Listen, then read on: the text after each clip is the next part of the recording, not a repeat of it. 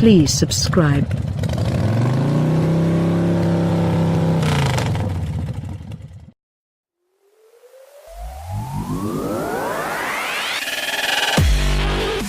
The revised 2017 Holden Trax LS Auto was the recipient of some much-needed improvements in what is an increasingly important segment for soon-to-be importer-only Holden. The end of local manufacturing will undoubtedly be a heavy blow for the brand, and it will need to be able to hang its hat on a solid SUV foundation to be able to compete with the big guns in this country. As such, the Trax is a center point of that new focus and needs to appeal to a small SUV-loving public.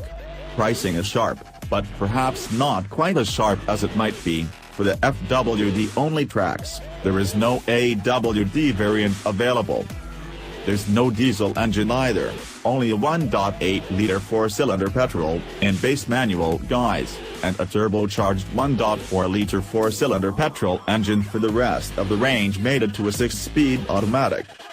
Pricing for the LS model tested here starts from $26,490 before on-road costs, and standard equipment highlights include 16-inch alloy wheels, 4-wheel disc brakes, replacing drums on the rear of the old model, cloth rim, 6-speaker audio system, DRLs, automatic headlights, 7.0-inch touchscreen, Siri-free voice control, Apple CarPlay, Android Auto, rear-view camera, rear parking sensors, hill start assist, hill descent control, cruise control, leather steering wheel and heated rear-view mirrors.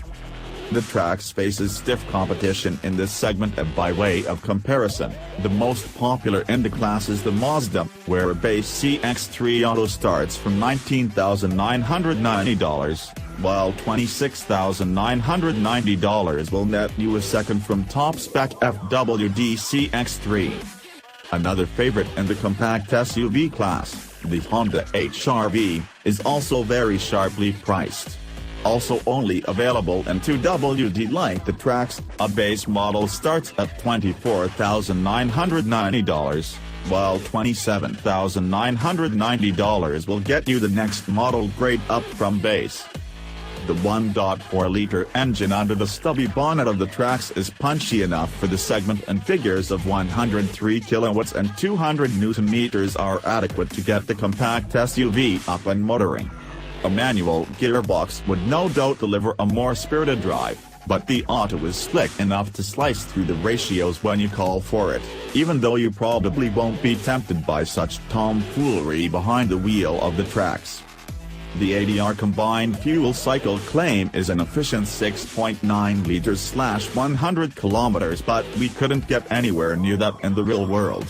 Around town, the usage hovers around 8.7 to 8.9 liters/100 kilometers, but both Matt Campbell and I saw the figure drop down into the low 8s after prolonged freeway runs. Pure freeway should net a figure in the high 7s, but it's fair to say the Trax should be a little more frugal than it is. If you've got the Trax with a good few thousand kilometers on the clock and the figure is less than what we experienced, let us know in the comments section below. Vitally important in this segment is the cabin, the amenities within, and the infotainment. I'd call the general dash design and execution unfussy, meaning it's got that neat, minimalist aesthetic to it, perfect for a compact interior that doesn't have room for swathes of controls and switchgear. There's no digital speedo though, which in 2017 isn't acceptable. The driving position is comfortable, to the point where even taller drivers won't have any issues, a bonus for this compact segment. Likewise, the front seat passenger will find more than enough room. We also appreciated all-round visibility, especially front three-quarter, which makes running around town pleasurable. That's partly to do with the slightly raised SUV ride height. As you'd expect, taller occupants up front will take space from rear seat passengers, so this isn't a vehicle ideal for more than 2 tall adults. There's usable luggage space beneath the hatch, and the hatch itself is light in action, meaning even the kids will be able to lift it up with minimum effort to get school bags and the like in or out. The seats fold 60 hours 40 minutes to really open up that luggage space too. The most obvious feature in the cabin is the 7.0-inch touchscreen, featuring Holden's MyLink infotainment system. It also has Siri voice control, which is a bonus for iPhone users, and the addition of Apple CarPlay. Android Auto is a must.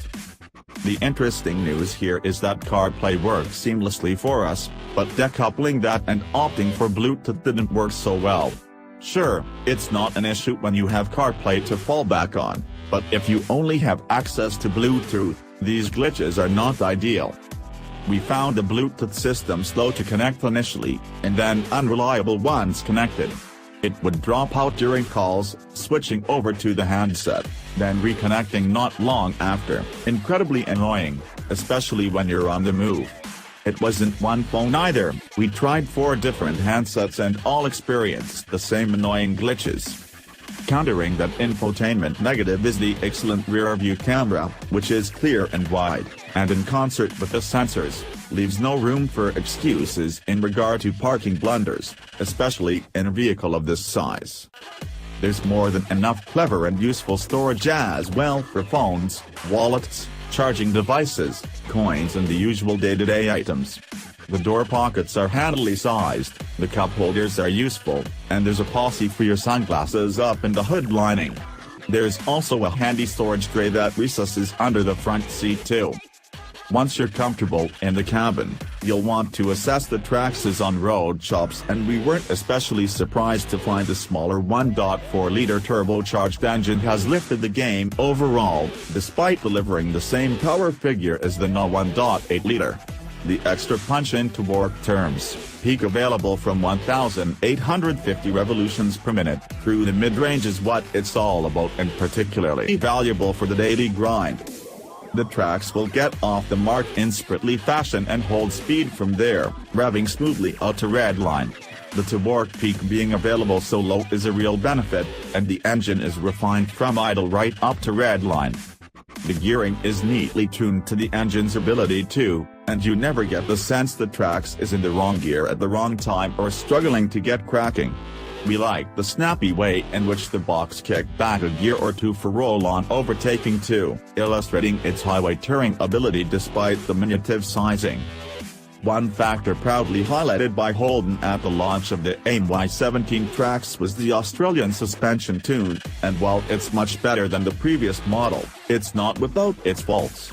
Around town, we'd call the ride firm, and while the cabin is a little on the loud side, it deals well with the usual urban fare. However, at higher speeds, the system felt overdamped and unsettled on the highway. The Trax suspension is basically a lot better, and more comfortable, below 60 km per hour than it is above that speed. Despite these minor issues though, the new suspension tune has made for a much more comfortable package than the old model. Strangely, and somewhat jarringly considering the rest of the driveline refinement, the brake pedal feel isn't great. It feels more like an on-off switch than the pedal with progressive take-up. The steering isn't perfect either, with a dull sensation to it sometimes, and it's not as direct or sharp as the segment leaders. It's extremely twitchy to return to center when you roll out of a corner, and the weight of the system isn't consistent from lock to lock. It's not a deal-breaker certainly, in a segment where most buyers probably won't even notice it, but for us, it's a point worth noting here. Trax owners get a 3-year/100,000 kilometers warranty with roadside assister, and it's covered by Holden's cap price servicing scheme. Currently, the first 4 services will cost you $229 each at intervals of 1 year or 15,000 kilometers, very reasonable pricing for budget-conscious buyers. We appreciate the improvements to the Trax and think it's a worthy step forward from the old model. However, this LS isn't the specification we'd buy. It's simply not as sharply priced as the most popular Mazda CX-3, or as good all-round as the car advice favorite, Honda HR-V, in the compact SUV segment. However, it is still very much worth your consideration. We'd argue that you opt for a higher model grade and bargain hard on the list price. From our experience, Holden rarely sells its vehicles at the RRP.